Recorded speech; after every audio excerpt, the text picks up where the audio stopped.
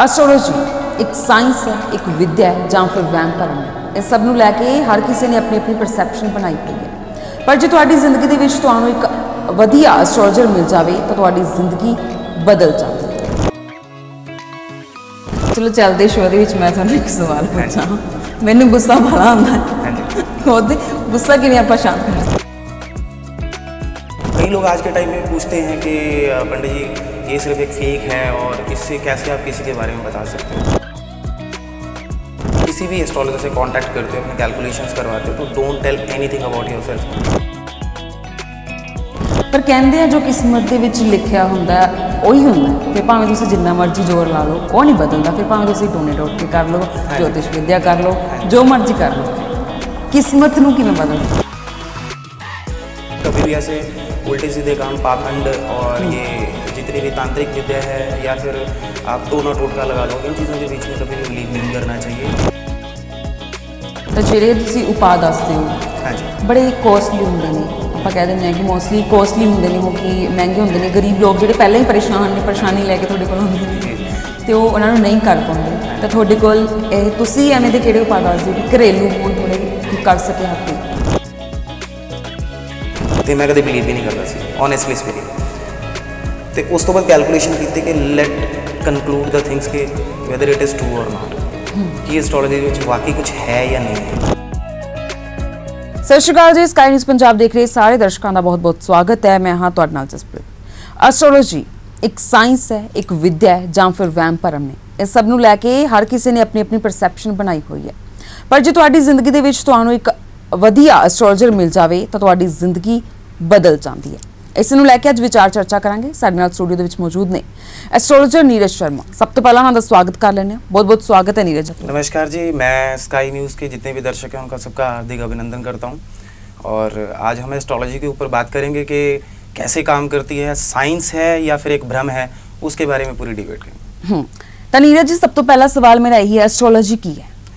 देखिए, एस्ट्रोलॉजी तो बेसिकली अगर हम देखें एक कैलकुलेशन है जिससे कि हम आपका पास्ट, प्रेजेंट, फ्यूचर और आप लाइफ में क्या करेंगे, आपकी पर्सनालिटी कैसी है, सब चीज़ें कैलकुलेट कर सकते हैं। That is called astrology. और अगर मैं शास्त्र के बारे में बात करूँ तो भृगु ऋषि जी ने शास्त्र को लिखा है। कई लोग आज के टाइम में पूछते हैं कि पंडित जी ये सिर्फ एक फेक है और इससे कैसे आप किसी के बारे में बता सकते हो। तो अगर हम साइंस के अकॉर्डिंग भी देखें और कैलकुलेशन बेस्ड के ऊपर देखें तो आप देखिए हमारे ऑर्बिट के अंदर जितने भी ग्रह इस समय सूर्य के इर्द गिर्द घूम रहे हैं, तो आज की डेट में हमारी साइंस ने बताया कि जो मंगल की धरती लाल है। मंगल जबकि हम पहले ही करोड़ों साल पहले अपने शास्त्रों में लिख चुके हैं कि क्रूर ग्रह है और अग्नि तत्व ग्रह है। जिन चीज़ों को आज हम खोज रहे हैं, आज उन स्टार्स का कलर बताते हैं या उन ग्रहों के बारे में जानते हैं साइंस के थ्रू या फिर सैटेलाइट्स के थ्रू उन ग्रहों के बारे में जानते हैं, तो वो तो एस्ट्रोलॉजी बहुत साल पहले ही लिख चुकी है। चंद्रमा एक ठंडा ग्रह है, उसके बारे में भी लिख चुका है। ऑर्बिट में हमारे पास सबसे लास्ट में जाके अगर सैटर्न है तो सैटर्न 29 ईयर्स में सूर्य के इर्द गिर्द अपना एक चक्कर काटता है। तो ये तो करोड़ों साल पहले ऋषि मुनियों ने लिख चुके हैं। और उन्होंने इस चीज़ की कैलकुलेशन कैसे लगाई जबकि उनके पास कोई रिसोर्सेज भी नहीं थे। तो this is only and only a calculation और साइंटिफिक मैथमेटिकल कैलकुलेशंस हैं जिससे कि आपके बारे में जाना जा सकता है।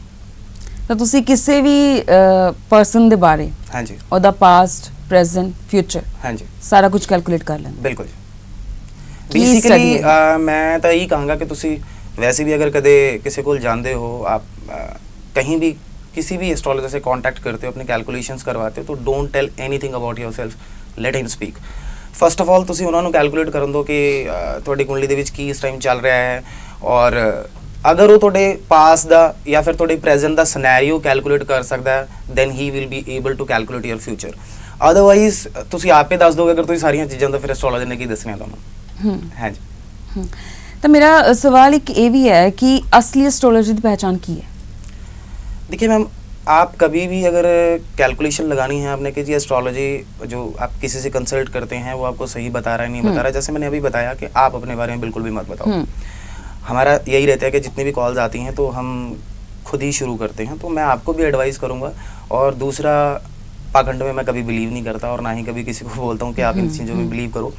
तो आप कैलकुलेशंस के थ्रू अगर आप इसको चलते हो तो इट ऑलवेज वर्क्स। एंड जब भी आप किसी को अपनी कैलकुलेशन देते हो करने के लिए, कुंडली देते हो, तो अगर वो बंदा आपकी पर्सनालिटी का, आपके पास्ट का, आपके प्रेजेंट का सिनेरियो चेक कर सकता है तो वो आपको सब कुछ बता सकता है।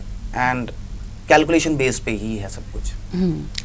ਆਪਣੀ ਲਾਈਫ ਤੋਂ ਬੜੀ ਪਰੇਸ਼ਾਨੀਆਂ ਹੁੰਦੀਆਂ ਨੇ, ਪਰੇਸ਼ਾਨੀਆਂ ਲੈ ਹਾਂਜੀ। ਕੇ ਆਪਾਂ ਚਲੇ ਜਾਂਦੇ ਆ ਕਿਸੇ ਵੀ ਕੋਲ ਚਲੇ ਜਾਂਦੇ, ਕੋਈ ਪੰਡਤ ਹੋਵੇ, ਕੁਝ ਵੀ ਆਪਾਂ ਨੂੰ ਮਿਲ ਜੇ, ਤਾਂ ਐਸਟ੍ਰੋਲੋਜਰ ਕੋਲ ਆਪਾਂ ਜਦੋਂ ਜਾਂਦੇ ਆ, ਕਈ ਵਾਰ ਇਹ ਜਿਹੇ ਹੁੰਦੇ ਨੇ, ਕਹਿ ਸਕਦੇ ਆਪਾਂ ਬਸ ਲੋਕਾਂ ਨੂੰ ਵਹਿਮਾਂ ਭਰਮਾਂ ਦੇ ਵਿੱਚ ਪਾ ਦਿੰਦੇ ਨੇ, ਤਾਂ ਉਹਨਾਂ ਦਾ ਬੁਰੇ ਕੰਮ ਵੀ ਕਰਵਾ ਦਿੰਦੇ। हाँ जी, हाँ जी, बिल्कुल भी। मैं आपको सबको यही बताना चाहूँगा कि कभी भी ऐसे उल्टे सीधे काम, पाखंड और ये जितनी भी तांत्रिक विद्या है या फिर आप टोना टोटका लगा लो, इन चीज़ों के बीच में कभी भी बिलीव नहीं करना चाहिए, और मैं कभी किसी को एडवाइस नहीं करता।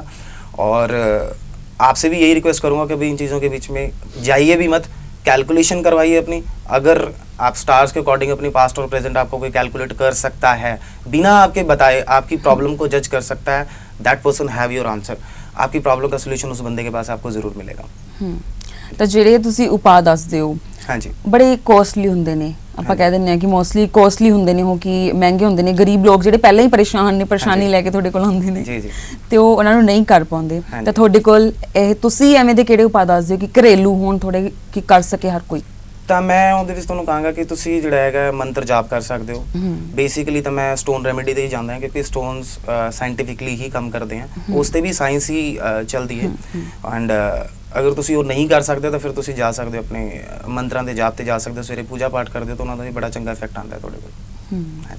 ਤੇ ਜੇ ਆਪਾਂ ਕੁੰਡਲੀ ਦੀ ਗੱਲ ਕਰੀਏ, ਹਾਂਜੀ, ਕਿ ਕੁੰਡਲੀ ਦੇਖ ਕੇ ਜ਼ਿਆਦਾਤਰ ਲੋਕ ਆਪਣੀ ਲਾਈਫ ਦਾ ਅੰਦਾਜ਼ਾ ਲਗਵਾਉਂਦੇ ਆ, ਹਾਂਜੀ। ਆਪਾਂ ਜਾ ਕੇ ਕੁੰਡਲੀ ਦਿਖਾਉਂਦੇ ਹੁੰਦੇ ਕੀ ਹੈ ਮੇਰੇ ਫਿਊਚਰ ਦੇ ਵਿੱਚ ਲਿਖਿਆ, ਕਿ ਕੁੰਡਲੀ ਵਾਕਈ ਇਨਸਾਨ ਦੀ ਜ਼ਿੰਦਗੀ ਦਾ ਆਇਨਾ ਹੈ, ਬਿਲਕੁਲ ਜੀ। ਸਾਰਾ ਕੁਝ ਤੁਸੀਂ ਕੁੰਡਲੀ ਦੇ ਵਿੱਚ ਤੁਸੀਂ ਫਰਸਟ ਹਾਊਸ ਤੋਂ ਅਗਰ ਕੈਲਕੂਲੇਟ ਕਰੋ ਤਾਂ that is recommending always your personality, your behaviour.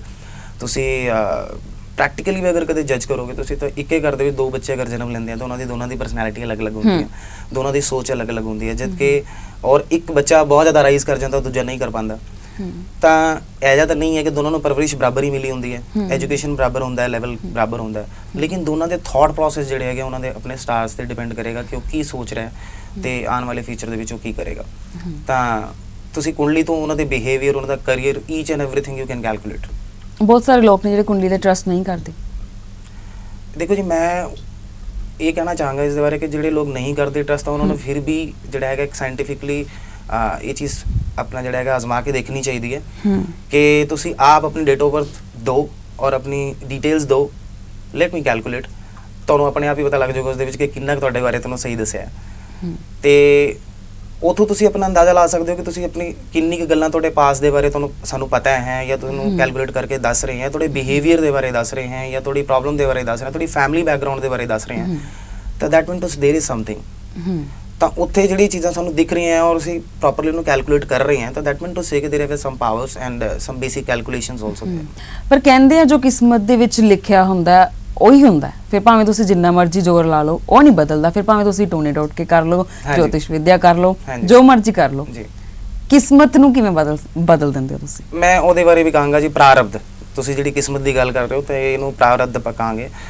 Basically ਜਿਹੜੇ ਤੁਹਾਡੇ ਸਟਾਰਸ ਦੇ ਵਿੱਚ ਲਿਖਿਆ ਹੈ ਕਿ ਤੁਸੀਂ ਇਸ ਟਾਈਮ ਪੀਰੀਅਡ ਤੇ ਇਹ ਕਰਨਾ ਹੈ, ਇਸ ਟਾਈਮ ਪੀਰੀਅਡ ਤੇ ਇਹ ਕਰਨਾ ਹੈ, ਆਟੋਮੈਟਿਕਲੀ ਰੀਸੋਰਸਿਸ ਹੀ ਹੋ ਜੇ ਬਣਨਗੇ। ਤੁਸੀਂ ਐਸਟ੍ਰੋਲੋਜਰ ਕੋਲ ਜਾਓਗੇ ਹੀ ਤਦੋਂ ਜਦੋਂ ਤੁਹਾਡਾ ਕੰਮ ਹੋਣਾ ਹੈ। ਬੇਸਿਕਲੀ ਮੈਂ ਕੁਝ ਨਹੀਂ ਕਰ ਸਕਦਾ, ਤੁਸੀਂ ਕੁਝ ਨਹੀਂ ਕਰ ਸਕਦੇ, ਉਹ ਇੱਕ ਪੈਟਰਨ ਬਣਿਆ ਹੋਇਆ ਹੈ ਨੇਚਰ ਦਾ ਕਿ you will ask the question at that time period ਜਿੱਥੇ ਤੁਹਾਡੀ ਲਾਈਫ ਚੇਂਜ ਹੋਣੀ ਹੈ। ਤਾਂ ਕਿਸਮਤ ਨੂੰ ਤੁਸੀਂ ਵੀ ਮੰਨਦੇ ਹੋ? ਬਿਲਕੁਲ ਜੀ, ਪ੍ਰਾਰਬਧ ਹੈ ਔਰ ਕੁੰਡਲੀ ਇੱਕ ਆਇਨਾ ਹੈ ਜਿਹੜੀ ਤੁਹਾਨੂੰ ਤੁਹਾਡੀ ਡੈਸਟੀਨੇਸ਼ਨ ਦੇ ਬਾਰੇ ਦੱਸਦੀ ਹੈ। ਤਾਂ ਉਹ ਜਿਹੜੀ ਕੈਲਕੂਲੇਸ਼ਨਸ ਹੈਗੀਆਂ ਤੁਹਾਨੂੰ ਪ੍ਰੋਪਰ ਗਾਈਡ ਕਰਦੀਆਂ ਕਿ ਤੁਹਾਡੇ ਬਚਪਨ ਤੋਂ ਲੈ ਕੇ ਐਂਡ ਲਾਈਫ ਤੱਕ ਕਿਦਾਂ ਦਾ ਸਿਨੈਰੀਓ ਰਹੇਗਾ, ਉਹ ਸਾਰੇ ਸਿਨੈਰੀਓਸ ਪ੍ਰੋਪਰ ਹੁੰਦੇ ਆ। ਤਾਂ ਜਿਹੜੇ ਲੋਕ ਬੜੀਆਂ ਥਾਵਾਂ ਤੇ ਚਲੇ ਜਾਂਦੇ ਨੇ, ਉੱਥੋਂ ਉਹਨਾਂ ਨੂੰ ਨਿਰਾਸ਼ਾ ਵੀ ਜਿਹੜੀ ਹੈ ਮਿਲ ਜਾਂਦੀ ਹੈ, ਨਹੀਂ ਕੰਮ ਬਣਦਾ, ਉਹਨਾਂ ਲੋਕਾਂ ਨੂੰ ਨੀਰਜ ਸ਼ਰਮਾ ਕਿਵੇਂ ਉਮੀਦ ਦਿੰਦੇ ਨੇ? ਮੈਂ ਇਹ ਕਹਾਂਗਾ ਜੀ, ਤੁਸੀਂ ਆਪਣੀ ਡਿਟੇਲ ਅਗਰ ਦਿਓ ਤਾਂ ਉਸ ਦੇ ਵਿੱਚ ਤੁਸੀਂ ਕੈਲਕੂਲੇਸ਼ਨ ਕਰਾਂਗੇ, ਕੈਲਕੂਲੇਸ਼ਨ ਕਰਕੇ ਤੁਹਾਨੂੰ ਦੱਸਾਂਗੇ ਜੀ। ਤੁਸੀਂ ਆਪ ਉਸ ਦੇ ਬਾਰੇ ਕੁਝ ਵੀ ਨਾ ਦੱਸੋ ਕਿ ਤੁਹਾਨੂੰ ਅੱਜ ਦੀ ਡੇਟ ਦੇ ਵਿੱਚ ਕੀ ਪ੍ਰੋਬਲਮ ਹੈਗੀ ਹੈ, ਮੈਂ ਖੁਦ ਕੈਲਕੂਲੇਟ ਕਰਾਂਗਾ, ਖੁਦ ਕੈਲਕੂਲੇਟ ਕਰਕੇ ਤੁਹਾਨੂੰ ਦੱਸਾਂਗਾ। ਮੇਰਾ ਮੰਨਣਾ ਇਹ ਹੈ ਕਿ ਕੋਈ ਵੀ ਐਸਟ੍ਰੋਲੋਜਰ ਹੈ, ਭਾਵੇਂ ਤੁਸੀਂ ਕਿਸੇ ਕੋਲ ਵੀ ਜਾਂਦੇ ਹੋ, ਤੁਸੀਂ ਮੇਰੇ ਕੋਲ ਆਉਂਦੇ ਹੋ, ਤਾਂ ਜਿਹੜਾ ਬੰਦਾ ਤੁਹਾਡੇ ਪ੍ਰੋਬਲਮਸ ਨੂੰ ਕੈਲਕੂਲੇਟ ਕਰ ਸਕਦਾ ਦੈਟ ਮੀਨ ਟੂ ਸੇ ਕਿ ਹੀ ਨੋ ਵੈਰੀ ਵੈਲ ਕਿ ਉਹ ਪ੍ਰੋਬਲਮ ਕਿਉਂ ਆਈ, ਔਰ ਜਿਹੜਾ ਬੰਦਾ ਉਸ ਨੂੰ ਪ੍ਰੋਬਲਮ ਨੂੰ ਕੈਲਕੂਲੇਟ ਕਰ ਸਕਦਾ ਹੈ ਤਾਂ ਉਸ ਨੂੰ ਉਸ ਦਾ ਸੋਲੂਸ਼ਨ ਵੀ ਪਤਾ ਹੈ। ਤੁਸੀਂ ਆਪ ਹੀ ਪਹਿਲੇ ਦੱਸ ਦਿਓ ਕਿ ਤੁਸੀਂ ਕੈਲਕੂਲੇਸ਼ਨ ਨਹੀਂ ਕਰ ਪਾਓਗੇ। ਮੇਰੇ ਹਿਸਾਬ ਨਾਲ ਤੁਹਾਨੂੰ ਜਿਹੜੀ ਹੈਗੀ ਹੈ ਐਸਟ੍ਰੋਲੋਜਰ ਨੂੰ ਜਿਹੜਾ ਹੈਗਾ ਡਿਟੇਲਸ ਦੇ ਕੇ ਸਿਰਫ ਆਪਣੇ ਬਾਰੇ ਨਹੀਂ ਦੱਸਣਾ ਚਾਹੀਦਾ। ਲੈਟ ਹਿਮ ਕਨਕਲੂਡ, ਦੈਨ ਅਗਰ ਤੁਹਾਨੂੰ ਪ੍ਰੋਪਰ ਟਾਈਮਿੰਗ ਦਿੰਦਾ ਹੈ ਕਿ ਇੱਥੋਂ ਤੋਂ ਲੈ ਕੇ ਇੰਨੀ ਟਾਈਮ ਪੀਰੀਅਡ ਦੇ ਵਿੱਚ ਤੁਹਾਨੂੰ ਪ੍ਰੋਬਲਮ ਆਈ ਹੈ ਔਰ ਇਸ ਫੀਲਡ ਦੇ ਵਿੱਚ ਤੁਹਾਨੂੰ ਪ੍ਰੋਬਲਮ ਆ ਰਹੀ ਹੈ। ਸਾਡਾ ਇਹ ਹੁੰਦਾ ਕਿ ਅਸੀਂ ਕੈਲਕੂਲੇਟ ਕਰਦੇ ਹਾਂ ਤਾਂ ਦੈਨ ਪਰਸਨ 9 गूगल पे तुसी अगर रिव्यू करोगे तो 90% मेरे को डॉक्टर्स भी हैं, इंजीनियर्स हैं, पॉलिटिशियंस हैं, अच्छे पढ़े लिखे लोग हैं। तो मीन्स कहने का मतलब ये है कि आप वहाँ पे अगर उन चीज़ों की कैलकुलेशन कर सकते हो तो उसका प्रॉपर ट्रीटमेंट भी हो सकता है और वो तभी हो सकता है जब आप उसको कैलकुलेट करने में सक्षम हो के कहाँ प्रॉब्लम और कैसे आएगी। ਤਾਂ ਤੁਹਾਡੇ ਕੋਲ ਜ਼ਿਆਦਾਤਰ ਲੋਕ ਆਪਣੀਆਂ ਕਿਹੜੀਆਂ ਪ੍ਰੋਬਲਮਸ ਲੈ ਕੇ ਆਉਂਦੇ ਨੇ? ਮੇਰੇ ਕੋਲ ਹਰ ਤਰ੍ਹਾਂ ਦੀ ਫੀਲਡ ਦੇ ਪ੍ਰੋਬਲਮਸ ਆਉਂਦੀਆਂ, ਬੇਸਿਕਲੀ ਬੱਚਿਆਂ ਦੀ ਵੀ ਆਉਂਦੀਆਂ ਕਿ ਜੀ ਕਿੰਨੇ ਸਾਲ ਹੋ ਗਏ ਬੱਚੇ ਨਹੀਂ ਹੈ, ਤਾਂ ਸਾਡੇ ਕੋਲ ਤਾਂ 18 ਸਾਲ 12 ਸਾਲ ਤੋਂ ਬਾਅਦ ਵੀ ਬੱਚੇ ਹੋਏ ਹੈ। ਤੇ ਕਰੀਅਰ ਦੇ ਰਿਗਾਰਡਿੰਗ ਆਉਂਦੇ ਹੈ ਕੁਐਸਚਨਸ, ਕੋਰਟ ਦੇ ਰਿਗਾਰਡਿੰਗ ਕੁਐਸਚਨਸ ਆਉਂਦੇ ਹੈ ਕਿ ਜੀ ਕੇਸ ਚੱਲ ਰਹੇ ਹੈ ਕਿਵੇਂ ਸੋਲਵ ਕਰਨੇ ਹੈ। ਤਾਂ ਅਸੀਂ ਤਾਂ ਖੁਦ ਹੀ ਕੈਲਕੂਲੇਟ ਕਰਕੇ ਦੱਸ ਦਿੰਦੇ ਹੁੰਦੇ ਹਾਂ ਕਿ ਹਾਂਜੀ ਤੁਹਾਡਾ ਇਸ ਟਾਈਮ ਪੀਰੀਅਡ 'ਤੇ ਕੇਸ ਚੱਲਣਾ ਚਾਹੀਦਾ ਹੈ ਜਾਂ ਤੁਹਾਡਾ ਇਹ ਡਿਸਪਿਊਟ ਇਸ ਰਿਲੇਟਿਡ ਇਸ ਟਾਈਮ ਚੱਲ ਰਿਹਾ ਤੇ ਉਸ ਦਾ ਸੋਲੂਸ਼ਨ ਇਹ ਹੈ। ਹਾਂਜੀ, ਤਾਂ ਇਨਸਟੈਂਟ ਉਪਾਅ ਵੀ ਹੁੰਦੇ ਨੇ ਜਾਂ ਫਿਰ Instant ਪੇਸ਼ੈਂਸ ਜਿਹੜਾ ਰੱਖਣਾ ਹੀ ਪੈਂਦਾ ਹੈ? ਨਹੀਂ, ਇੰਸਟੈਂਟ ਵੀ ਹੁੰਦੇ ਨੇ। ਕਿਹੜੀ ਪ੍ਰੋਬਲਮ? ਸਟੋਨਸ ਰੈਮੇਡੀ ਸਭ ਤੋਂ ਫਾਸਟ ਕੰਮ ਕਰਦੀ ਹੈ, ਸਾਇੰਟੀਫਿਕਲੀ ਆਪਣਾ ਜਿਹੜਾ ਅਸਰ ਹੁੰਦਾ ਹੈ ਉਹਨਾਂ ਦਾ। ਤੇ ਮੰਤਰ ਦਾ ਜਿਹੜਾ ਜਾਪ ਹੈਗਾ ਉਹ ਥੋੜਾ ਟਾਈਮ ਲੈਂਦਾ, ਯਾਨੀ ਤੁਸੀਂ ਅਗਰ ਅੱਜ ਸ਼ੁਰੂ ਕਰਦੇ ਹੋ ਤਾਂ ਮਹੀਨਾ ਡੇਢ ਮਹੀਨੇ ਦੇ ਵਿੱਚ ਤੁਹਾਨੂੰ ਜਿਹੜਾ ਹੈਗਾ ਰਿਜ਼ਲਟ ਆਣੇ ਸ਼ੁਰੂ ਹੋ ਜਾਂਦੇ ਆ। ਹਾਂਜੀ, ਤਾਂ ਮਤਲਬ ਇਨਸਟੈਂਟ ਉਪਾਅ ਵੀ ਹੈਗੇ ਨੇ? ਇਨਸਟੈਂਟ ਹੈਗੇ, ਹਾਂਜੀ। ਤਾਂ ਅੰਧ ਵਿਸ਼ਵਾਸ ਔਰ ਜੋਤਿਸ਼ ਵਿਦਿਆ, ਹਾਂਜੀ, ਦੋਵਾਂ 'ਚ ਕੀ ਫਰਕ ਹੈ? ਅੰਧ ਵਿਸ਼ਵਾਸ ਤਾਂ ਮੈਂ ਕਹਾਂਗਾ ਜੀ ਕਿ ਇੱਕ ਡੈਡਲਾਈਨ ਫੋਲੋਅਰ, ਕਿ ਤੁਸੀਂ ਕਿਸੇ ਵੀ ਚੀਜ਼ ਨੂੰ ਮੰਨ ਰਹੇ ਹੋ ਔਰ ਜਿਹੜੇ ਹੈਗੇ ਟੋਨਾ ਟੋਟਕਾ ਇਹਨਾਂ ਚੀਜ਼ਾਂ ਦੇ ਵਿੱਚ ਤੁਸੀਂ ਬਿਲੀਵ ਕਰ ਰਹੇ ਹੋ ਔਰ ਤੁਸੀਂ ਕਰ ਰਹੇ ਹੋ। ਮੈਂ ਕਦੇ ਵੀ ਰਿਕਮੈਂਡ ਨਹੀਂ ਕਰਦਾ ਔਰ ਮੈਂ ਇਹੀ ਕਹਾਂਗਾ ਕਿ ਬੰਦੇ ਨੂੰ ਨਹੀਂ ਕਰਨੇ ਚਾਹੀਦੇ, ਕਿਉਂਕਿ ਨੈਗੇਟਿਵ ਫੋਰਸਿਸ ਦਾ ਜਿਹੜਾ ਅਸਰ ਹੈ ਉਹ ਤੁਹਾਡੇ ਤੇ ਵੀ ਹੋਏਗਾ। ਠੀਕ ਹੈ, ਤੇ ਕੈਲਕੂਲੇਸ਼ਨ ਔਰ ਐਸਟ੍ਰੋਲੋਜੀ ਦੇ ਵਿੱਚ ਸਿਰਫ ਇੰਨਾ ਫਰਕ ਹੈ ਕਿ ਐਸਟ੍ਰੋਲੋਜੀ ਨੂੰ ਅਗਰ ਤੁਸੀਂ ਇੱਕ ਪਾਥ ਮੰਨ ਕੇ ਚਲੋ, ਇੱਕ ਗੂਗਲ ਮੈਪ ਦੀ ਤਰ੍ਹਾਂ ਤੁਸੀਂ ਇਹਨੂੰ ਯੂਜ਼ ਕਰੋ ਕਿ ਆਪਣੀ ਲਾਈਫ ਦੇ ਵਿੱਚ ਜਿਹੜਾ ਹੈਗਾ ਤੁਸੀਂ ਕੀ ਪ੍ਰੋਬਲਮਸ ਹੈਗੀਆਂ ਉਸ ਦੇ ਅਕੋਰਡਿੰਗ ਆਪਣੇ ਆਪ ਨੂੰ ਪਲਾਨ ਕਰਦੇ ਹੋ, ਦੈਟ ਇਜ਼ ਕਾਲਡ ਐਸਟ੍ਰੋਲੋਜੀ। ਕਿ you can calculate about your futures ਔਰ ਆਪਣਾ ਪਾਥ ਜਿਹੜਾ ਹੈਗਾ ਕਿੱਥੇ ਜਾ ਰਿਹਾ ਹੈ, ਕੀ ਪ੍ਰੋਬਲਮਸ ਤੁਹਾਨੂੰ ਆ ਸਕਦੀਆਂ, ਤੁਸੀਂ ਆਪਣੇ ਆਪ ਨੂੰ ਪਲਾਨ ਕਰ ਸਕਦੇ ਹੋ ਉਸ ਦੇ ਅਕੋਰਡਿੰਗ। ਲੇਕਿਨ ਪਖੰਡ ਦੇ ਵਿੱਚ ਤੁਸੀਂ ਨਹੀਂ ਕਰ ਸਕਦੇ। ਪਖੰਡ ਦੇ ਵਿੱਚ ਤੁਸੀਂ ਜਿਹੜਾ ਹੈਗਾ ਆਪਣਾ ਕਰੀਅਰ ਖੁਦ ਬਰਬਾਦ ਕਰ ਰਹੇ ਹੋ। ਹਾਂਜੀ, ਤੁਸੀਂ ਇਸ ਲਾਈਨ ਦੇ ਵਿੱਚ ਕਿਵੇਂ ਆਏ? ਬੇਸਿਕਲੀ ਲਾਈਨ ਦੀ ਅਗਰ ਗੱਲ ਕਰਾਂ ਤਾਂ ਮੈਂ ਤਾਂ HR ਬੈਕਗ੍ਰਾਉਂਡ ਤੋਂ ਹਾਂ। ਓਕੇ, ਤੇ ਫਿਰ ਇਹ ਕਿਵੇਂ? ਐਕਚੁਅਲੀ ਪਹਿਲੇ ਮੈਂ IBM ਦਕਸ਼ ਦੇ ਵਿੱਚ ਕੰਮ ਕੀਤਾ ਹੈ ਤੇ ਉਸ ਤੋਂ ਬਾਅਦ ਮੈਂ ਆਪਣੀ MBA ਕੰਪਲੀਟ ਕੀਤੀ ਹੈ, ਗ੍ਰੈਜੂਏਸ਼ਨ ਮੈਂ ਪੰਜਾਬ ਯੂਨੀਵਰਸਿਟੀ ਤੋਂ ਕੀਤੀ ਹੈ। ਤੇ 2009 ਦੇ ਵਿੱਚ ਮੇਰੀ ਮੈਰਿਜ ਹੋਈ। ਉਸ ਤੋਂ ਬਾਅਦ 1.5 ਸਾਲ ਤੋਂ ਬਾਅਦ ਵਾਈਫ ਨੂੰ ਥੋੜਾ ਪ੍ਰੋਬਲਮ ਆਈ ਬੱਚਿਆਂ ਦੀ, ਤੇ PGI ਟ੍ਰੀਟਮੈਂਟ ਚੱਲਦਾ ਰਿਹਾ। ਤੇ 6-7 ਮਹੀਨੇ ਬਾਅਦ PGI ਨੇ ਰਿਪੋਰਟ ਦੇ ਦਿੱਤੀ ਕਿ ਜੀ ਤੁਹਾਡੀ ਮੈਡਮ ਦੀ ਜਿਹੜੀਆਂ ਕਿ ਦੋਨੋਂ ਟਿਊਬਸ ਡੈਮੇਜ ਹੈ ਤੇ ਮਾਂ ਨਹੀਂ ਕਦੇ ਬਣ ਸਕਦੇ। ਤੇ ਫਿਰ ਮੈਂ ਐਸਟ੍ਰੋਲੋਜੀ ਜਿਹੜਾ ਹੈਗਾ ਆਪਣੇ ਪੁਰਾਣੇ ਬਜ਼ੁਰਗਾਂ ਦਾ ਜਿਹੜਾ ਸਾਡੇ ਘਰ ਦੇ ਵਿੱਚ ਚਲਾਇਆ ਰਿਹਾ ਸਾਰਾ ਜੋਤਿਸ਼ ਵਿਦਿਆ ਦੇ ਬਾਰੇ ਸਾਰੇ ਹੀ ਜਾਣਦੇ ਸੀਗੇ, ਲੇਕਿਨ ਮੈਂ ਇਸ ਫੀਲਡ ਤੋਂ ਥੋੜਾ ਡਿਫਰੈਂਟ ਹੈ ਤੇ ਮੈਂ ਕਦੇ ਬਿਲੀਵ ਵੀ ਨਹੀਂ ਕਰਦਾ ਸੀ, ਓਨੈਸਟਲੀ ਸਪੀਕਿੰਗ। ਤੇ ਉਸ ਤੋਂ ਬਾਅਦ ਕੈਲਕੂਲੇਸ਼ਨ ਕੀਤੀ ਕਿ ਲੈਟ ਕਨਕਲੂਡ ਦਾ ਥਿੰਗਸ ਕਿ ਵੈਦਰ ਇਟ ਇਜ਼ ਟਰੂ ਔਰ ਨਾਟ, ਕਿ ਐਸਟ੍ਰੋਲੋਜੀ ਦੇ ਵਿੱਚ ਵਾਕਈ ਕੁਝ ਹੈ ਜਾਂ ਨਹੀਂ ਹੈ। ਮੈਂ ਆਪਣੀ ਖੁਦ ਦੀ ਜ਼ਿੰਦਗੀ ਦੇ ਵਿੱਚ ਇਸ ਨੂੰ ਅਜ਼ਮਾ ਕੇ ਦੇਖਿਆ ਹੈ, ਕੈਲਕੂਲੇਸ਼ਨਸ ਕਰਕੇ ਕਿ ਪ੍ਰੈਕਟੀਕਲ ਬੰਦਾ ਹੈ, ਸਾਇੰਟੀਫਿਕ ਚੀਜ਼ਾਂ ਨੂੰ ਸੋਚਦਾ ਹੈ ਔਰ ਸਾਇੰਟੀਫਿਕਲੀ ਹੀ ਕੰਮ ਕਰਦਾ।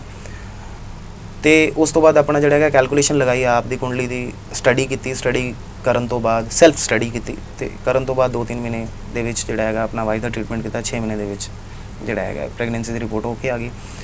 ਤੇ ਮੈਂ ਬਲਕਿ ਉਸ ਟਾਈਮ ਪੀਰੀਅਡ 'ਤੇ ਸਾਇੰਸ ਨੂੰ ਔਰ ਐਸਟ੍ਰੋਲੋਜੀ ਨੂੰ ਡਿਫਰੈਂਸ਼ੀਏਟ ਕਰਨ ਵਾਸਤੇ ਹੀ ਚੀਜ਼ਾਂ ਇਹ ਸ਼ੁਰੂ ਕੀਤੀਆਂ ਸੀਗੀਆਂ ਕਿ ਇਹਨਾਂ ਦੇ ਵਿੱਚ ਵਾਕਈ ਕੁਝ ਹੈ ਜਾਂ ਨਹੀਂ ਹੈ, ਸਾਇੰਟੀਫਿਕਲੀ ਕੰਮ ਕਰਦੀਆਂ ਨਹੀਂ ਕਰਦੀਆਂ। ਤੇ ਰਿਜ਼ਲਟ ਉਸ ਤੋਂ ਬਾਅਦ ਆਏ ਤਾਂ PGI 'ਚ ਫਿਰ ਮੈਂ ਵਾਈਫ ਦਾ ਦੁਬਾਰਾ ਟ੍ਰੀਟਮੈਂਟ ਕਰਾਉਣ ਗਿਆ ਤੇ ਮੈਂ ਡਾਕਟਰ ਨੂੰ ਵੀ ਮਿਲਿਆ ਉਸ ਤੋਂ ਬਾਅਦ। ਤੇ ਡਾਕਟਰ ਸਾਹਿਬ ਕਹਿੰਦੇ ਜੀ ਇਹ ਸਾਇੰਟੀਫਿਕਲੀ ਤਾਂ ਇਹ ਚੀਜ਼ ਹੋ ਨਹੀਂ ਸਕਦੀ। ਤਾਂ ਮੀਨਸ ਐਸਟ੍ਰੋਲੋਜੀ ਦੇ ਵਿੱਚ ਤੁਸੀਂ ਆਪਣੇ ਆਪ ਨੂੰ ਪਲਾਨ ਕਰ ਸਕਦੇ ਹੋ। ਉਸ ਤੋਂ ਬਾਅਦ ਫਿਰ ਮੈਂ ਸੋਚਿਆ ਕਿ ਨਹੀਂ, ਮੇਰੇ ਜਿਹੇ ਹੋਰ ਪਤਾ ਨਹੀਂ ਕਿੰਨੇ ਬੈਠੇ ਹੈ ਜਿਨ੍ਹਾਂ ਨੂੰ ਇਸ ਤਰ੍ਹਾਂ ਦੀ ਪ੍ਰੋਬਲਮ ਹੈਗੀਆਂ, ਲਾਈਫ ਦੇ ਵਿੱਚ ਪ੍ਰੋਬਲਮ ਹੈਗੀਆਂ। ਤੇ ਉਹ ਪੈਸ਼ਨ ਬਣ ਗਿਆ। ਉਸ ਤੋਂ ਬਾਅਦ ਫਿਰ ਇੱਕ ਤੋਂ ਬਾਅਦ ਇੱਕ ਕੇਸ ਆਂਦਾ ਚਲਾ ਗਿਆ, ਰਿਜ਼ਲਟ ਆਂਦੇ ਚਲੇ ਗਏ। ਪਹਿਲਾਂ ਤੁਸੀਂ ਆਪਣੇ ਆਪ ਤੇ ਅਜ਼ਮਾਇਆ? ਹਾਂਜੀ। ਤੇ ਹੁਣ ਤੁਹਾਡੇ ਕੋਲ ਬੱਚੇ ਨੇ? ਹਾਂਜੀ, 2 ਬੱਚੇ ਮੇਰੇ ਕੋਲ, ਬੇਟੀ ਹੈ, ਬੇਟਾ ਹੈ। ਹਾਂਜੀ। ਤਾਂ ਕੋਈ ਟਾਈਮ ਜਦੋਂ ਡਾਕਟਰਸ ਨੇ ਜਵਾਬ ਦੇ ਦਿੱਤਾ ਸੀ ਤਾਂ ਇਹਨਾਂ ਨੇ ਖੁਦ ਆਪਣੇ ਉੱਤੇ ਜੋ ਅਜ਼ਮਾਇਆ ਤੇ ਉਸ ਤੋਂ ਬਾਅਦ ਤੁਸੀਂ ਖੁਦ ਸੁਣਿਆ ਇਹਨਾਂ ਨੇ ਕਿਵੇਂ ਆਪਣੀ ਹੀ ਸਟੋਰੀ ਦੱਸੀ ਹੈ। ਹਾਂਜੀ। ਤਾਂ ਤੁਸੀਂ ਮੈਨੂੰ ਇਹ ਦੱਸੋ ਕਿ ਤੁਸੀਂ ਲਾਈਕ ਹੋਰਾਂ ਨੂੰ ਜਦੋਂ ਤੁਸੀਂ ਇਸ ਬਾਰੇ ਜਾਣਕਾਰੀ ਦਿੰਦੇ ਹੋ, ਕੁਝ ਵੀ ਦੱਸਦੇ ਹੋ, ਤਾਂ ਉਹ ਇੱਕਦਮ ਕੋਈ ਵੀ ਟਰਸਟ ਨਹੀਂ ਕਰਦਾ ਇਹਨਾਂ ਚੀਜ਼ਾਂ ਉੱਤੇ? ਤੁਸੀਂ ਮੇਰੇ ਨਾ ਕਈ ਵਾਰੀ ਫੇਸਬੁੱਕ ਚੈਨਲ ਤੇ ਮੇਰੇ ਲਾਈਵ ਸੈਸ਼ਨਸ ਵੀ ਆਉਂਦੇ ਆ ਤੇ ਤੁਸੀਂ 2-3 ਚੈਨਲ ਅਗਰ ਤੁਸੀਂ ਚੱਕੋਗੇ ਮੇਰਾ ਲਾਈਵ ਸੈਸ਼ਨ ਬਿਲਕੁਲ ਆਪਣੇ ਚੈਨਲ ਦੇ ਨਾਮ ਵੀ ਜ਼ਰੂਰ ਦੱਸੋ ਆਪਣੇ ਵੈਦਿਕ ਐਸਟ੍ਰੋਲੋਜੀ ਸੈਂਟਰ ਤੋਂ ਹੈਗਾ ਮੇਰਾ ਪੇਜ, ਤੇ ਤੁਸੀਂ ਉੱਥੇ ਜਾਓ ਔਰ ਲਾਈਵ ਸੈਸ਼ਨ ਦੇਖੋ। ਮੈਂ ਜਿਹੜਾ ਹੁਣ ਲਾਈਵ ਸੈਸ਼ਨ ਲਾਸਟ ਹੀ ਕੀਤਾ ਸੀਗਾ, ਉਸ ਦੇ ਵਿੱਚ ਬੰਦੇ ਨੇ ਮੈਨੂੰ ਕੁਐਸਚਨ ਪੁੱਛਿਆ ਕਿ ਲੇਡੀ ਸੀਗੇ, ਉਹਨਾਂ ਨੇ ਪੁੱਛਿਆ ਮੈਨੂੰ ਕਿ ਮੇਰਾ ਫੋਰਨ ਦਾ ਜਿਹੜਾ ਹੈਗਾ ਜਾਣ ਦਾ ਨਹੀਂ ਬਣਦਾ, ਤੇ ਉਹਨਾਂ ਨੂੰ ਮੈਂ ਕੈਲਕੂਲੇਸ਼ਨ ਕੀਤੀ ਤਾਂ ਇਮੀਡੀਏਟਲੀ ਉਹਨਾਂ ਨੂੰ ਆਨਸਰ ਦਿੱਤਾ ਕਿ ਮੈਮ ਤੁਹਾਡਾ ਜਿਹੜਾ ਹੈਗਾ ਪਹਿਲੇ ਰਿਜੈਕਟ ਹੋ ਚੁੱਕੀ ਹੈ ਫਾਈਲ, ਔਰ ਹੁਣ ਤੁਸੀਂ 6 ਤਰੀਕ ਤੋਂ ਬਾਅਦ ਤੋਂ ਲੈ ਕੇ 20 ਤਰੀਕ ਦੇ ਵਿੱਚ ਟਰੈਵਲ ਕਰਨਾ ਹੈ। ਕਹਿੰਦੇ ਜੀ ਮੈਂ ਆਪਣੀ ਕੈਨੇਡਾ ਦੀ ਫਾਈਲ ਲਗਾਈ ਸੀਗੀ, ਬਟ ਹੁਣ ਮੈਂ 6 ਤਰੀਕ ਨੂੰ ਹੀ ਮੇਰੀ ਦੁਬਈ ਦੀ ਫਲਾਈਟ ਹੈ। ਤੇ ਹੋਰ ਕਈ ਕੁਐਸਚਨਸ ਆਉਂਦੇ हैं कि जी मेरा एक ने मैंने क्वेश्चन पूछा ਉੱਥੇ कि जी मैं अपना IAS ਦਾ ਐਗਜ਼ਾਮ ਦੇਣਾ ਹੈ, ਉਸ ਦੀ ਪ੍ਰੈਪਰੇਸ਼ਨ ਕਰ ਰਿਹਾ, ਤਾਂ ਹੁਣ ਜਿਹੜੇ ਐਗਜ਼ਾਮ ਹੋਏ ਆ ਉਹਨਾਂ ਦੇ ਵਿੱਚ ਹੀ ਕਿ ਮੈਂ ਐਗਜ਼ਾਮ ਦੇਣਾ ਤਾਂ ਕਲੀਅਰ ਹੋਊਗਾ ਕਿ ਨਹੀਂ ਹੋਊਗਾ। ਤਾਂ ਮੈਂ ਉਹਨਾਂ ਦੀ ਕਮਿਊਨਿਟੀ ਵਿੱਚ ਕੈਲਕੂਲੇਟ ਕਰਕੇ ਉਹਨਾਂ ਨੂੰ ਦੱਸਿਆ ਕਿ ਜੀ ਤੁਹਾਡਾ ਪਹਿਲੇ ਰਿਜੈਕਟ ਹੋ ਚੁੱਕਿਆ ਇੱਕ ਵਾਰੀ, and this is a second attempt and ਇਸ ਵਾਰੀ ਤੁਹਾਡਾ ਕਲੀਅਰ ਹੋ ਜਾਏਗਾ। ਉਹਨੇ ਉੱਥੇ ਸਪੈਸੀਫਿਕਲੀ ਦੋਨਾਂ ਨੇ ਹੀ ਉੱਥੇ ਰਿਵਿਊ ਪਾਏ ਹੈ ਕਿ ਜੀ ਵਾਕਈ ਇਦਾਂ ਹੋਇਆ, ਮੀਨਸ ਉਹ ਫੇਕ ਨਹੀਂ ਹੋ ਸਕਦਾ।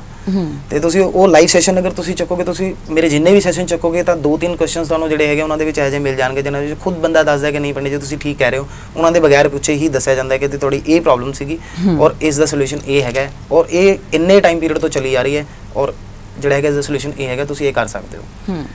ਤਾਂ ਲੋਕੀ ਉਸ ਦੇ ਵਿੱਚ ਲਾਈਵ ਸੈਸ਼ਨ ਦੇ ਵਿੱਚ ਫਿਰ ਨੀਚੇ ਕਮੈਂਟ ਵੀ ਲਿਖਦੇ ਆ ਕਿ ਹਾਂਜੀ ਬਿਲਕੁਲ ਸਹੀ ਹੈ, ਤੁਸੀਂ ਠੀਕ ਕਹਿ ਰਹੇ ਹੋ। ਹਾਂਜੀ, ਤਾਂ ਤੁਸੀਂ ਵਹਿਮਾਂ ਭਰਮਾਂ ਦੇ ਵਿੱਚ ਨਹੀਂ ਪਾਉਂਦੇ, ਸਾਇੰਟੀਫਿਕ ਤਰੀਕੇ ਦੇ ਨਾਲ ਉਹਨਾਂ ਨੂੰ ਸੋਲਵ ਕਰਦੇ ਉਹਨਾਂ ਦੀ ਪ੍ਰੋਬਲਮ। ਬਿਲਕੁਲ ਜੀ। ਰਾਸ਼ੀ ਬੜੀ ਮਾਇਨੇ ਰੱਖਦੀ ਹੁੰਦੀ ਹੈ, ਹਾਂਜੀ, ਬਹੁਤ ਲੋਕਾਂ ਦੀ ਲਾਈਫ ਦੇ ਵਿੱਚ ਰੱਖਦੀ ਹੈ, ਬੜਿਆਂ ਦੀ ਵਿੱਚ ਨਹੀਂ ਵੀ ਰੱਖਦੀ। ਹਾਂਜੀ, ਬੜੇ ਲੋਕਾਂ ਦੀ ਰਾਸ਼ੀਆਂ ਸੇਮ ਹੁੰਦੀਆਂ ਨੇ, ਕਿਆ ਉਹਨਾਂ ਦੀ ਜ਼ਿੰਦਗੀ ਵੀ ਸੇਮ ਹੈ? ਨਹੀਂ, ਬੇਸਿਕਲੀ ਰਾਸ਼ੀ ਜਿਹੜੀ ਹੈਗੀ ਉਹ ਜਿੱਦਾਂ ਤੁਸੀਂ ਅੱਜ ਲਗਾਓ, ਅੱਜ ਦੀ ਡੇਟ ਦੇ ਵਿੱਚ ਇੱਕ ਮਹੀਨੇ ਦੇ ਵਿੱਚ 30 ਦਿਨ ਹੁੰਦੇ ਆ, ਲੇਕਿਨ ਆਪਣੀ ਏਸ਼ੀਅਨ ਸਾਇੰਸ ਦੇ ਮੁਤਾਬਿਕ ਇਹ ਹੈਗਾ ਇੰਗਲਿਸ਼ ਕੈਲੰਡਰ, ਲੇਕਿਨ ਹਿੰਦੂ ਕੈਲੰਡਰ ਦੇ ਮੁਤਾਬਿਕ ਜਿਹੜੇ ਹੈਗੇ ਆ ਤਾਂ ਸਾਡੇ ਕੋਲ 28 ਨਕਸ਼ਤਰ ਹੁੰਦੇ ਆ। ਇੱਕ ਨਕਸ਼ਤਰ ਦੇ ਵਿੱਚ ਜਿਹੜਾ ਬੱਚਾ ਪੈਦਾ ਹੋਇਆ ਉਸ ਦੀ ਕੁਝ ਪਰਸਨੈਲਿਟੀਜ਼ ਜਿਹੜੀਆਂ ਹੈਗੀਆਂ ਸੇਮ ਹੁੰਦੀਆਂ, ਬਟ 24 ਘੰਟੇ ਦਾ ਨਕਸ਼ਤਰ ਹੁੰਦਾ ਹੈ। 24 ਘੰਟੇ ਦੇ ਵਿੱਚ ਤੁਸੀਂ ਅਗਰ ਕੈਲਕੂਲੇਟ ਕਰੋਗੇ ਤਾਂ 28 ਨਕਸ਼ਤਰ ਨੂੰ ਔਰ 30 ਦਿਨ ਦੇ ਜਿਹੜੇ ਘੰਟੇ ਤੁਸੀਂ ਕੈਲਕੂਲੇਟ ਕਰੋਗੇ, ਇੱਕ ਜਿਹੜਾ ਹੈਗਾ ਦਿਨ ਦੇ ਵਿੱਚ 24 ਘੰਟੇ ਹੁੰਦੇ ਆ, ਤਾਂ ਤੁਸੀਂ 30 ਦਿਨ ਨਾਲ ਅਗਰ ਉਸ ਨੂੰ ਮਲਟੀਪਲਾਈ ਕਰੋ ਜਿੰਨੇ ਘੰਟੇ ਆਣਗੇ ਤੁਹਾਡੇ ਕੋਲ ਟੋਟਲ, ਤਾਂ 28 ਨਕਸ਼ਤਰ ਦੇ ਵਿੱਚ ਵੀ ਉਨੇ ਹੀ ਘੰਟੇ ਹੁੰਦੇ ਆ। ਮੀਨਸ ਇੱਕ ਨਕਸ਼ਤਰ ਜਿਹੜਾ ਹੈਗਾ ਕਈ ਵਾਰੀ 1.5 ਦਿਨ ਦਾ ਹੁੰਦਾ ਹੈ, ਕਈ ਵਾਰੀ ਜਿਹੜਾ ਹੈਗਾ 10 ਘੰਟੇ ਦਾ ਹੁੰਦਾ ਹੈ, ਕਈ ਵਾਰੀ 12 ਘੰਟੇ ਦਾ ਹੁੰਦਾ ਹੈ, ਕਈ ਵਾਰੀ ਕਈ ਵਾਰੀ 24 ਘੰਟੇ ਦਾ ਹੁੰਦਾ ਹੈ, ਕਈ ਵਾਰੀ 22 ਘੰਟੇ ਦਾ ਹੁੰਦਾ ਹੈ, ਕਈ ਵਾਰੀ 26 ਘੰਟੇ ਦਾ ਹੁੰਦਾ ਹੈ। ਤਾਂ ਟੋਟਲ ਕੈਲਕੂਲੇਸ਼ਨ ਕਰੋਗੇ ਉੱਥੇ ਆ ਜਾਂਦਾ ਹੈ। ਇੱਕ ਨਕਸ਼ਤਰ ਦੇ ਵਿੱਚ 6 ਚਰਨ ਹੁੰਦੇ ਆ, ਯਾਨੀ ਟੋਟਲ 6 ਘੰਟੇ ਦੇ ਵਿੱਚ ਡਿਵਾਈਡ ਕੀਤਾ ਹੋਇਆ ਇਹਨੂੰ। ਤਾਂ ਪ੍ਰਥਮ ਚਰਨ, ਦੂਜੇ ਚਰਨ, ਤ੍ਰਿਤਿਆ ਐਂਡ ਚਤੁਰ, ਤਾਂ ਉਹ ਚਾਰੋਂ ਜਿਹੜੇ ਹੈਗੇ ਆ 6 ਚੌਕਾ 24, ਤਾਂ ਟੋਟਲ 24 ਘੰਟੇ ਦੇ ਵਿੱਚ ਨੂੰ ਜਿਹੜਾ ਹੈਗਾ ਕੈਲਕੂਲੇਟ ਕੀਤਾ ਗਿਆ। ਰਾਸ਼ੀ ਜਿਹੜੀ ਤੁਹਾਡੀ ਬਣਦੀ ਹੈ ਉਹ ਇੱਕ ਨਕਸ਼ਤਰ ਜਿਹੜਾ ਹੈਗਾ ਪ੍ਰੋਪਰ ਪੂਰੇ ਦਿਨ ਦੇ ਵਿੱਚ ਰਿਹਾ ਉਸ ਦੇ ਅਕੋਰਡਿੰਗ ਡਿਸਾਈਡ ਹੁੰਦੀ ਹੈ ਕਿ ਤੁਹਾਡੀ ਕੀ ਰਾਸ਼ੀ ਬਣੇਗੀ। ਉਸ ਦੇ ਕੁਝ ਜਿਹੜੀ ਚੀਜ਼ਾਂ ਹੈਗੀਆਂ ਕਾਮਨ ਹੁੰਦੀਆਂ ਜਿਹੜੀਆਂ ਸਭ ਤੇ ਐਪਲੀਕੇਬਲ ਹੁੰਦੀਆਂ, ਲੇਕਿਨ ਇਹ ਜ਼ਰੂਰੀ ਨਹੀਂ ਹੈ ਕਿ ਤੁਸੀਂ ਅਗਰ ਕੰਨਿਆ ਰਾਸ਼ੀ ਦੇ ਤਾਂ ਮੈਂ ਵੀ ਕੰਨਿਆ ਰਾਸ਼ੀ ਦਾ, ਤਾਂ ਦੋਨਾਂ ਦਾ ਜਿਹੜਾ ਹੈਗਾ ਲਾਈਫ ਸਟਾਈਲ ਜਿਹੜਾ ਹੈਗਾ ਸੇਮ ਰਹੇਗਾ, ਨਹੀਂ। ਉਹ ਤੁਹਾਡੇ ਸਟਾਰ ਤੇ ਡਿਪੈਂਡ ਕਰੇਗਾ ਕਿ ਬਾਕੀ ਸਟਾਰ ਜਿਹੜੇ ਹੈਗੇ ਆ ਉਹ ਤੁਹਾਡਾ ਲਗਨੀਸ਼ ਜਿਹੜਾ ਹੈਗਾ, ਹੁਣ ਇੱਕ ਬੱਚੇ ਨੇ ਜਨਮ ਲਿੱਤਾ ਸਵੇਰੇ 7 ਵਜੇ, ਉਸ ਦਾ ਜਨਮ ਜਿਹੜਾ ਹੈਗਾ ਕੁੰਭ ਰਾਸ਼ੀ ਦਾ, ਠੀਕ ਹੈ ਜੀ, ਤਾਂ ਉਸ ਸ਼ਨੀ ਦੇ ਅਕੋਰਡਿੰਗ ਆਪਣਾ ਬਿਹੇਵ ਕਰੇਗਾ। ਉਹੀ ਬੱਚਾ ਦੂਜਾ ਬੱਚਾ ਜਿਹੜਾ ਹੈਗਾ ਉਹ 3 ਵਜੇ ਜਨਮ ਲੈਂਦਾ ਹੈ, ਤਾਂ 3 ਵਜੇ ਹੈਗਾ ਕੰਨਿਆ ਲਗਨ, ਤਾਂ ਦੋਨਾਂ ਦਾ ਬਿਹੇਵੀਅਰ ਸੇਮ ਨਹੀਂ ਹੋ ਸਕਦਾ। ਤਾਂ ਮੀਨਸ 100 ਤੋਂ ਅਗਰ ਤੁਸੀਂ ਦੇਖੋ ਤਾਂ ਰਾਸ਼ੀ ਜਿਹੜੀ ਹੈਗੀ ਉਹ ਕਾਮਨ ਹੁੰਦੀ ਹੈ। ਪ੍ਰੋਪਰ ਜਿਹੜੀ ਕੈਲਕੂਲੇਸ਼ਨ ਹੈ ਉਹ ਤੁਹਾਡੀ ਬਣਦੀ ਹੈ ਸਿਰਫ ਔਰ ਸਿਰਫ ਤੁਹਾਡੀ ਕੁੰਡਲੀ ਤੇ ਬੇਸਿਕਲੀ ਜਿਸ ਟਾਈਮ ਪੀਰੀਅਡ ਤੁਸੀਂ ਜਨਮ ਲਿੱਤਾ ਹੈ ਉਸ ਟਾਈਮ ਪੀਰੀਅਡ ਤੇ ਸਟਾਰ ਦੀ ਜਿਹੜੀ ਡਿਗਰੀ ਕੀ ਸੀਗੀ, ਉਹ ਡਿਗਰੀ ਦਾ ਇੰਪੈਕਟ ਕਿਵੇਂ ਤੁਹਾਡੀ ਨੇਚਰ ਤੇ ਪੈਂਦਾ ਹੈ। ਹੁਣ ਤੁਸੀਂ ਦੇਖਿਆ ਹੋਏਗਾ ਸਾਇੰਟੀਫਿਕਲੀ ਵੀ ਇਹ ਚੀਜ਼ ਪ੍ਰੂਵਨ ਹੈਗੀ ਹੈ ਕਿ ਜਿੱਦਾਂ ਦੇ ਤੁਸੀਂ ਕੱਪੜੇ ਪਾਉਂਦੇ ਹੋ ਉਦਾਂ ਦਾ ਤੁਹਾਡਾ ਬਿਹੇਵੀਅਰ ਤੁਸੀਂ ਜੱਜ ਕਰ ਸਕਦੇ ਹੋ ਬੰਦੇ ਦਾ, ਕਿ ਇਹ ਲਾਈਟ ਕੱਪੜੇ ਪਾਉਂਦਾ ਹੈ ਤਾਂ ਸੌਫਟ ਹੋਏਗਾ, ਜ਼ਿਆਦਾ ਡਾਰਕ ਕੱਪੜੇ ਪਾਉਂਦਾ ਤਾਂ ਬੰਦਾ ਅਗਰੈਸਿਵ ਹੁੰਦਾ ਹੈ। ਇਦਾਂ ਹੀ ਕੁੰਡਲੀ ਦੇ ਵਿੱਚ ਤੁਸੀਂ ਜਿਹੜਾ ਹੈਗਾ ਉਹਨਾਂ ਸਟਾਰਸ ਦਾ ਪ੍ਰੋਪਰ ਉਸ ਟਾਈਮ ਪੀਰੀਅਡ ਤੇ ਕੀ ਇਫੈਕਟ ਸੀਗਾ ਉਹ ਤੁਸੀਂ ਪ੍ਰੋਪਰ ਜਿਹੜਾ ਹੈਗਾ ਕੈਲਕੂਲੇਟ ਕਰ ਸਕਦੇ ਹੋ, ਤੇ ਉਹ ਤੁਹਾਡਾ ਡਿਸਾਈਡ ਕਰਦਾ ਹੈ ਕਿ ਤੁਹਾਡੀ ਨੇਚਰ ਕਿੱਦਾਂ ਦੀ ਹੋਏਗੀ, ਤੁਹਾਡਾ ਕਰੀਅਰ ਕਿੱਦਾਂ ਦਾ ਹੋਏਗਾ। ਉਹ ਸਾਰੀ ਚੀਜ਼ਾਂ ਉੱਥੋਂ ਡਿਸਾਈਡ ਹੁੰਦੀਆਂ। ਇੱਕ ਨਕਸ਼ਤਰ ਦੇ ਵਿੱਚ ਤੁਸੀਂ 2 ਬੱਚੇ ਅਲੱਗ-ਅਲੱਗ ਟਾਈਮ ਪੀਰੀਅਡ ਤੇ ਜਨਮ ਲੈ ਰਹੇ ਆ ਤਾਂ ਉਹ ਜ਼ਰੂਰੀ ਨਹੀਂ ਹੈ ਕਿ ਦੋਨਾਂ ਦਾ ਸੇਮ ਹੋਏਗਾ।